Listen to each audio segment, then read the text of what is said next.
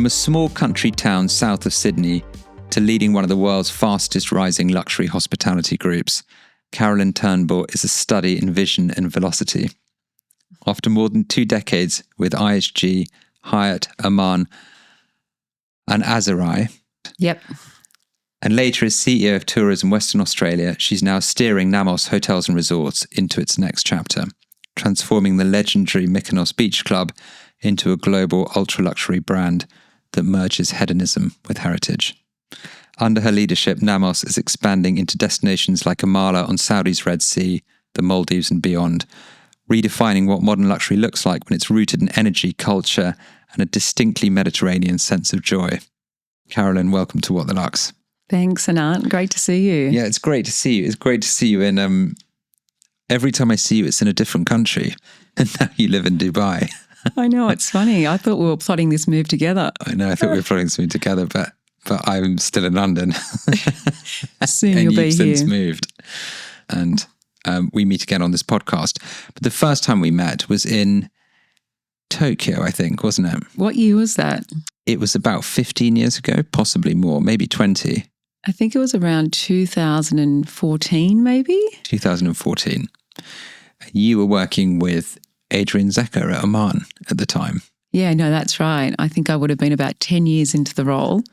I started with Adrian in 2004, early 2005, and I'd been living in Singapore for 2 years. And I'd literally, prior to that, I'd always dreamt of working for Oman. So it was a dream come true. And then after an incredible 10 years under his guidance, I'm not sure what I was doing in Tokyo on that particular occasion, but I knew it was a time that we had to transform our website. And who connected us? I just can't remember actually, but it was just one of those bizarre situations where you both happened to be in a fairly random, by random set of coincidence to be in the same country and actually the same locality. Oman is such a legendary hospitality product, and Adrian Zecker himself he's a legend, he's an icon, What was it like to work with Adrian? It was absolutely extraordinary. And I think growing up in the industry in the early years, I was, as you said, I'm from a small country town south of Sydney, having this ambition to go into the world of travel. I didn't know what that meant at the time. I studied in Canberra originally before going into hotels in Sydney, but something always told me that there was something, bigger abroad. And through my own due diligence and research on the industry, I knew that Oman was doing something completely different. And when I say that, it was something that was small and exclusive and something that not everyone could have. And then when life took us to Singapore in the early 2000s, I knew that Aman had its headquarters based in Singapore. So after a couple of years working with Hyatt, I had the opportunity of meeting Adrian and a number of his executive team. And the rest is history. I just really felt that was the place that I should be. And I think because I felt immediately at home, and I think that's the way that Adrian makes everyone feel. I mean, that's the sense of his hospitality. And Adrian today is in his early 90s and still at the game, right? So he's still... Yeah, it's wild. It is absolutely wild. I think he's always said, why would you retire? Retirement's for mugs. And, whilst you've still got it, he's still enjoying that sense of identifying new extraordinary products and experiences to welcome people. Just indulge me a bit, and because I think people who listen will be interested. What is Adrian Zecker, the man, like? What's his character like? He's clearly a design obsessive. He built Aman Resorts for his friends first and commercially second. And I think with Ed Tuttle, I think he's passed away now actually, the architect he often partnered with for many of the Aman Resorts, I think particularly in Southeast Asia, he built something extraordinary that's become a benchmark in the industry. What was he like? Oh, exceptional. A really beautiful, kind, understated man. What you see is what you get. He had a true vision and was really, didn't compromise in terms of what he wanted to achieve for the brand. What I loved about him, he had this sense of, cheekiness. He had a lot of Australians working for him, and I don't know if that was more proximity to Australia, because the original portfolio was very much focused on the Southeast Asian region.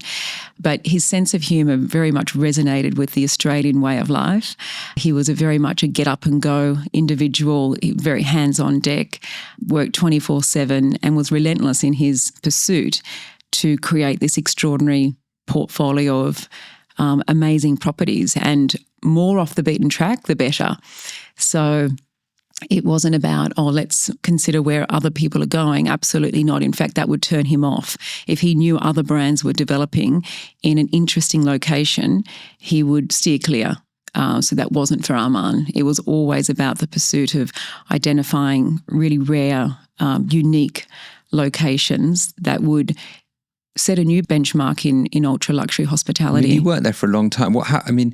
Finding places that are so off the beaten track must have an impact on sort of the communities around where these things are built. You're suddenly drawing all this affluence and wealth into a remote place. And with that, you have to train people who live locally to provide service. You probably end up encouraging like a bit of a sort of local economy as well. Did you see that change, or like little areas sort of grow and thrive around some of the key Amman locations? That Most definitely. Yeah. That's sustainability at its best. And I think that consciousness of travel and really engaging with the local community and ensuring that your efforts to employ as many locals as possible was very much underpinning the culture of our service philosophy from the very beginning. So I think all of these aspects that are making up the much larger hotel groups today were the founding principles of what Adrian brought to the industry. And he executed that with real simplicity. So it wasn't about, huge SOPs or big complicated manuals. I think the nimbleness of Armand was an uncomplicated mystique that he provided to incredible investors and developers around the world that, were really intrigued by why it could be so simple, but it really dictated the demand of the very best travellers around the world.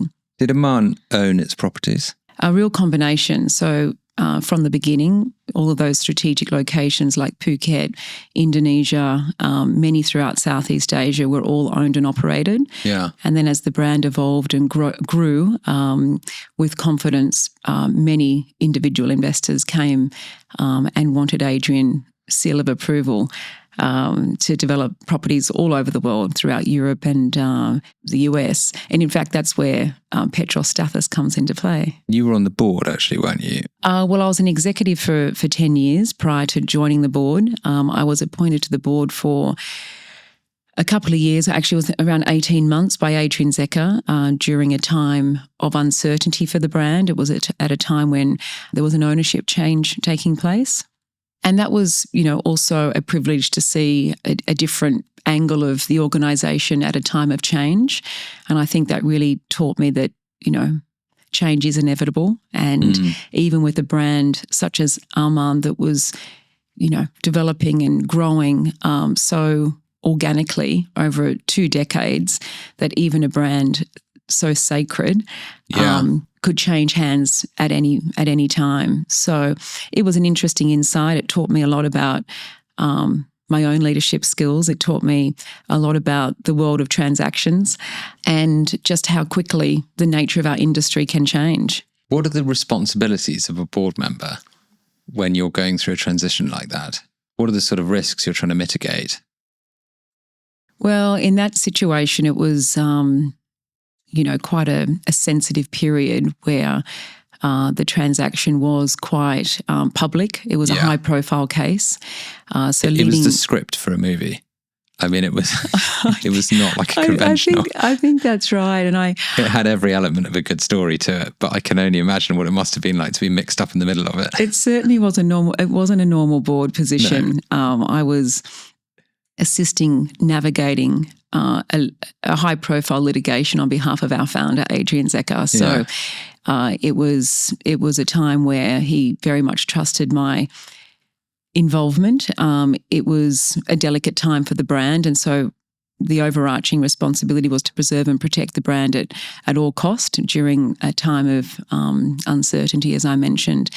So At the end, you learn from these experiences and life goes on. But it was certainly a time that I grew as a professional and remained working alongside Adrian.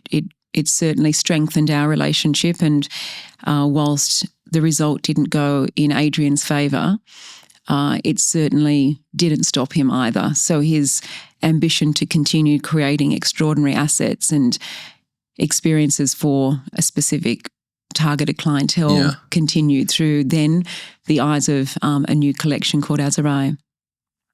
Which I'd love to find out more about. I'm fascinated by, because the role was to protect the brand, in your words, and it's so interesting, isn't it, when you've got this brand that's about a founder, and then it goes through transition, and the founder calls on trusted counsel to try and protect this unquantifiable thing, this precious thing that isn't visible on a balance sheet, but is ultimately the special sauce that drives success. And it's not really quantifiable, or was it quantifiable? How do you protect, it's just like a really difficult challenge, isn't it? When you're in a transaction, but you're protecting something that's not quantifiable. Yeah, and I think that really comes back to the brand value of Armand. You can do as many feasibility studies as you want on an asset's value and the bricks and mortar, but it's very difficult to grasp the true value of a brand when it was so meaningful to so many.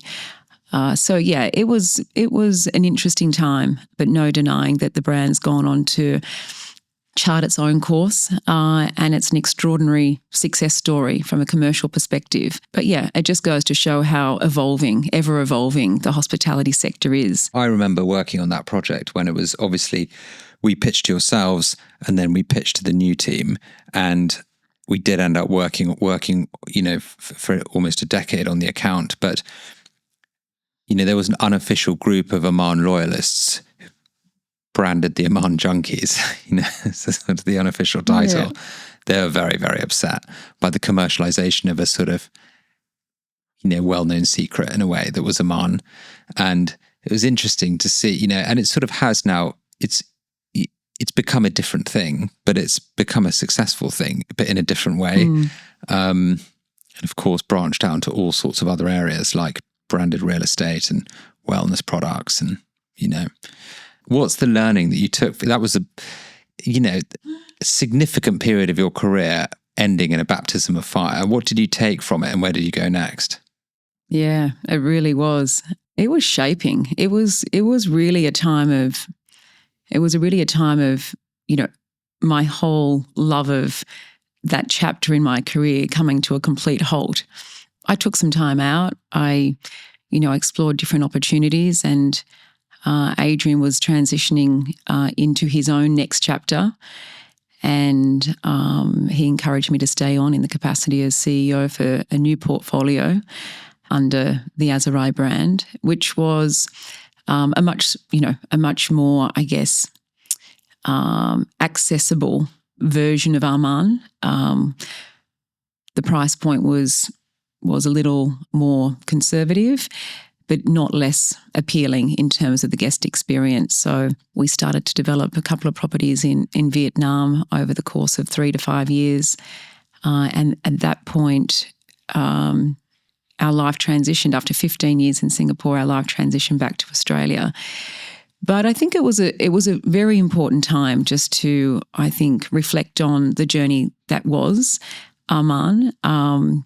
And I don't wish that it was different. I don't wish that the outcome was different. I do care immensely about everything I put into my work, whether that's in my current capacity or during that time at Armand, which was so, defining. I think during those important years of my career, I grew up with Armand in many respects. Joining in 2005, I was still in my late 20s. And then, going all the way through till I was in my late 30s, joining the board and then transitioning out. It was an absolute privilege to work under Adrian Zecker's leadership during that period. And every aspect of the exposure, whether that be during the good times or the bad times, I think was a privilege to learn. And, not every situation in life is going to be easy. And I welcome the challenges because otherwise you don't grow as a person. Yeah, it's good to feel comfortable feeling uncomfortable, isn't it? It's a common... It's like, oh, here we go. Yeah. What have you got? And that also, I guess, comes from the exposure you get working across so many different places and continents. You've worked in Singapore, Sydney, Mykonos. I'm probably missing lots in between.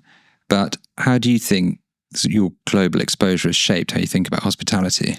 Yeah, it's a good question. So, whilst I was based in Singapore for well over a decade, it was a great base. It's so central to many parts of Asia, but equally so accessible to the rest of the world. Aman's head office was based there for that entire duration.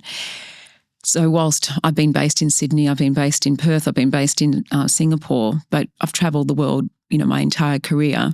And I think really the constant is that it doesn't matter what language or what culture, that sense of hospitality transcends all of those aspects, and that ability to connect with people and be kind to people and to have that intuitive nature across borders is truly what makes hospitality so special and so unique. You went back to Australia and now I think you've referred to Nammos as a bit of a full circle moment. I have said that actually because in many ways I feel the moment and the opportunity that has presented itself to me as the inaugural CEO for Nammos is one that is similar to the foundations and the principles that Aman was once built on. So in many ways, I feel like I've come full circle to this clean canvas of opportunity to craft and shape a new brand, which is so exciting, and to do that alongside such an incredible entrepreneur that is Petros Stathis, who I've known for many years as the owner of Aman Venice and Aman Sveti Stefan. So what I mean by full circle is that the true essence of who I am as an individual, I love being a part of something that is forward-thinking, that is limitless in its pursuit to create something great. Yeah. And that's an exciting chapter. Bring Nammos to life for us. Nammos. Well, it's such a fresh proposition. It's, a brand that's underpinned by the ethos of joy. Yeah. And I think if you've ever experienced Nammos in Mykonos, one would say that it's just incredible. It's a space that people feel great. They go to be connected to those that they love. They go to be taken care of. They go to enjoy themselves. They go to be whoever they want to be. And I think the foundations of the principles that underpin that sense of entertainment in an environment that is so fun. Yeah. What's it actually like? What's the, can you just for those who don't know what it sort of looks and feels like, what's the vibe? It takes you through a journey. So whether you're going with friends to enjoy a relaxing lunch or you're there until, the party begins in the later hours of the afternoon, it really takes you on a journey. And I think it's that intuitive hospitality that brings every personality to life, whether you choose to participate with the fun nature, the dancing and the hedonism. Exactly. Yeah, the healthy hedonism. It's really down to the individual's choice. But I think the vision to bring the electric energy of Nammos to the Middle East in 2019 was, one of timing. And the original Nammos in Mykonos has now been operating for well over 20 years. So if you can imagine, the small beach club that once was has now become synonymous to this extraordinary beach club concept that hit Dubai 20 years later in 2019 and became the most profitable restaurant in the world. I'm quite interested, I guess there are brands like Habitas, aren't there, who in a certain moment of time, exported this hedonistic blend of sort of Illuminati, Burning Man, tribal sort of ayahuasca and techno, and grew fairly quickly and in a way that where the strategy maybe wasn't obvious, but clearly it meant something quite special in a moment of time, where then you're faced with the challenge of, if you do that too quickly, how do you ensure when you're no longer representative of a cultural moment of time, you've actually got something that's scalable?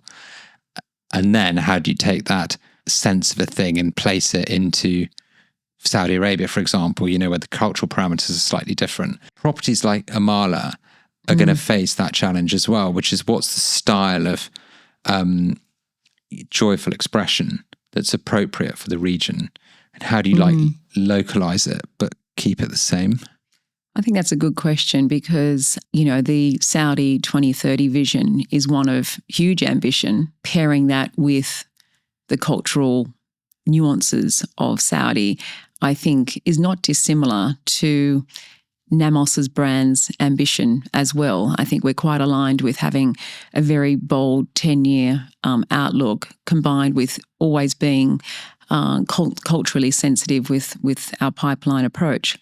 But I think as it relates to Amala, it's underpinned by a very sophisticated and high value wellness proposition. And I think that's also pushing us as a brand to think about how we adapt to that environment, and bringing to life new concepts such as the first Nammos Spa, for example. And how do you take the Nammos restaurant and beach club concept into an environment that has never had that type of guest experience? So it's an exciting chapter because it's also a great training ground for our staff as we prepare for future properties as well. So we're about 6 months off to before opening in Amala, and it's a time where all of our brand standards, all of our aspects of our service operation are being not necessarily reviewed; they're actually being formed. Yeah. So this is an exciting time for the group. The Nammos Village concept, it brings together quite a few luxury retail brands. You've got Loro Piana, Chanel, Dior, under one experience. What's your view on how fashion and lifestyle and hospitality, the convergence of all of those things? Because I feel that's really relevant at the moment.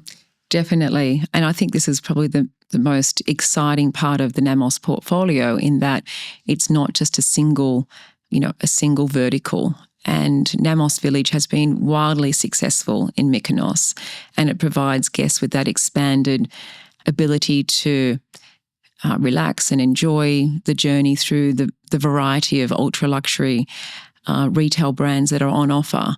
And it just goes to show that a hotel doesn't need to be just a hotel, that it can be an expanded branded experience. Yeah. And the like-minded nature of the brands that have been selected is very much in line with the target audience and what they're expecting to see from a Nammos stay. And we've also, not that we have a similar space, but at Nammos Dubai we have continued to collaborate with some of the world's most extraordinary brands. Equally, we also feel that Nammos is strong enough to stand on its own 2 feet here with the relaunch in December of this year. But as we're taking the Nammos Village concept into the likes of Amala and in the Maldives as well, so you can imagine a retail concept in the Maldives, which is not something that's normal either. No, it's not normal, no. So if you're staying at the Waldorf Astoria, which is our closest neighbour, for let's say a week's stay, and to have this shopping experience, just a short boat ride away, to mosey through the shops of some of the world's best brands, we'll have 10, 12 outlets, I think, and we're working on that concept at the moment. Right. And taking the success of Mykonos into destinations like the Maldives. So it's more of that all-encompassing journey for our guests to experience something high-end across all of those touch points. What's the pipeline look like? Pipeline's evolving. So with Mykonos in its second season now, Amala opening in the first quarter of 2026, We have the Maldives under construction, opening in the first quarter of 2027. We've just signed our 4th property, also in this region, yet to be announced, but an exciting opportunity, yeah. And we're working on a number of opportunities, both in Europe and Asia. So we are looking at a global footprint. The restaurants also have their own pipeline of individual standalone restaurants. Depending on the location, we will do a hotel with a restaurant. In other situations, we'll do a standalone restaurant. So, yeah, the dream and the ambition is bold, and we definitely foresee, 10 to 12 luxury properties over the next decade come to life. And that will be a blended model, as you mentioned before, across owned and operated and pure hotel management agreements. But there's great interest already. Honestly, I'm receiving calls, emails on a very regular basis in interest to consider Nammos in many locations. But I think it's important that the pipeline is thoughtful, that it's well mapped out, that it's not condensed to one particular region in the world. You've worked for visionary founders. You seem to have a speciality helping unlock their... I don't know what's with that. Well, there's a certain thing about founders, isn't there? I read like an article in the Times that I thought put it quite well. I think it was about one of the Barclay brothers or someone in the restaurant game in not the Barclay brothers, someone else. But they said that it was a staff member's articulation of their struggle with the founder, and they said that they're great at the vision and the angle of the teaspoon in the teacup and everything in the middle they just don't care about, which I thought was quite a good perspective on it, actually. It's like, founders tend to be amazing at just sort of having this sense of where things should go and this annoying way of spotting a teaspoon that's sort of at the wrong angle. But then this... spot on. But then this sort of terrible lack of awareness of what connects the teaspoon to the vision. But I thought it was like sort of a fairly astute way of describing what it takes you got to be the person that connects the teaspoon to the clouds, I think is a skill, which clearly you have because you are doing it now and you did it for Adrian Zecker, but you've also worked for multinationals and, well, you were the CEO of West Australia Tourism. So, presumably, which is quite the opposite. Couldn't be more the opposite. What are the things that... What's the good and the bad and the ugly? Yeah, no, it's a great question. I'm absolutely drawn to the unique nature of entrepreneurial founders. I think bringing to life a shared vision of something that doesn't exist is just an exciting it's an exciting role to wake up to every day. I think in life, if you're lucky to be aligned with one project like that, that's amazing. In my case, this is my second run at that. And well, they've got to be good at it. Or absolutely crazy. Well, yeah, you could say that. But you don't come across opportunities like this. It's like finding a needle in the haystack, where you have the license to build something that is unique to an industry that is so significant. And it really comes back to the personal connections that you meet along the way, and more importantly, the trust that you build. So that decision to move back to Australia to finish raising the children, I certainly didn't in my wildest dreams think that I'd be in the Middle East, unveiling this new portfolio called Nammos. But it just goes to show that the game wasn't over. Yeah. And there's lots more to do. What do you love about Dubai since moving here? Wow, my God. I mean, it's so international. It's extremely dynamic. What I love about it is that everyone is encouraging of others, and there is so much innovation and entrepreneurship happening day in, day out that you don't feel alone. It's everyone's in the same boat. So you're here to create something great. And it's so global in nature. The ambition is huge and it's so dynamic. And I love that. So I've been in and out of Dubai. You and I have caught up in the last year, even here in Dubai, so many times over the last 2 decades. But for whatever reason, work didn't base me out of here. But anyway, I've loved it so far, and it was something that was a little foreign to me upon arrival, but it really hasn't taken me long to fall in love with it. You've had a lot of exec positions over the last couple of decades, and how has your leadership style changed? How have you changed as a person? What have you learned? What have you taken from those roles?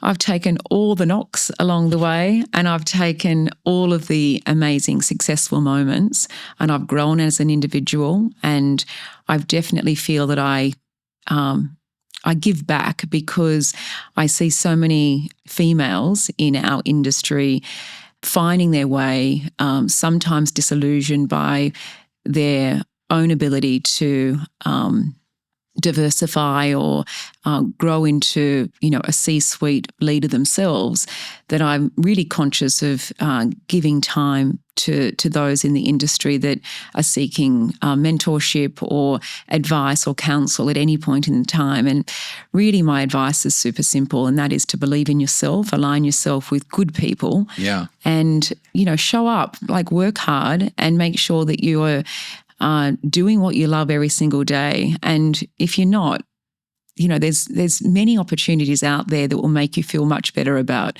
the path that you're on. What would you change about your industry? I think we need to simplify it. I think we need to pare it back and really look at the true essence of hospitality, the true soul of the location. And I think if we're able to bring to life with the world of Nammos an experience that is genuinely engaging and a refreshing alternative to the more, conventional ways of some of the different products that are out there, I think we will bring a very refreshing proposition to a market that is, very cluttered and oversaturated by a lot of different offerings. But I really do think that genuine sense of care and bringing that humility back into hospitality is a gap that, I genuinely feel that we can capture. What most concerns you about the world we're leaving the next generation? I think getting our kids off gadgets and getting them engaged in genuine conversations. I think is something that is a real missed opportunity. I kind of think the hospitality industry serves a noble cause, which is to provide physical connection in a world of digital distraction. And you value your time when you pay for it today. So you're paying for yourself as much as you offer the experience. And so I think creating environments that encourage well-being and connection is important. Oh, most definitely. I think, that human connection, there's no denying the wellness that comes from that alone. And I think our next generation, I think in its own right, super exciting. And I encourage actually, our younger generation to come into our industry as well, to be an industry for consideration. If you had to give it all up tomorrow, what would you, if you had to totally change careers, what would you? Totally change careers? I'm talking like, I don't know, like becoming a fishmonger or something, completely different. Oh gosh, if I had to give it all away tomorrow, I would probably go and run my own, my own Airbnb, like my own. Too close. Too close to the industry? Yeah. Oh gosh. That's just another version of Oman, but smaller. And self-run. Self-run. I would, if I gave up everything tomorrow, I gave up the hospitality sector, I'd probably go into full-time mentoring. Full-time mentoring? Yeah. Very nice. Very noble. That feels like the right thing to do. Yeah. Giving back. What's the thing that excites you most about the next 5 years? Ooh, this is amazing. Honestly, over the next decade, I think that we are going to become the most talked about new ultra luxury brand in the market. Well, that is very exciting. This is my prediction. So watch this space. Okay, well, let's book in the 2030 podcast regroup. Let's do it. You'll be living here by then. I'll be living here. Thank you very much for your time. It's it was my a pleasure. joy. Great to see you. Thanks for your time.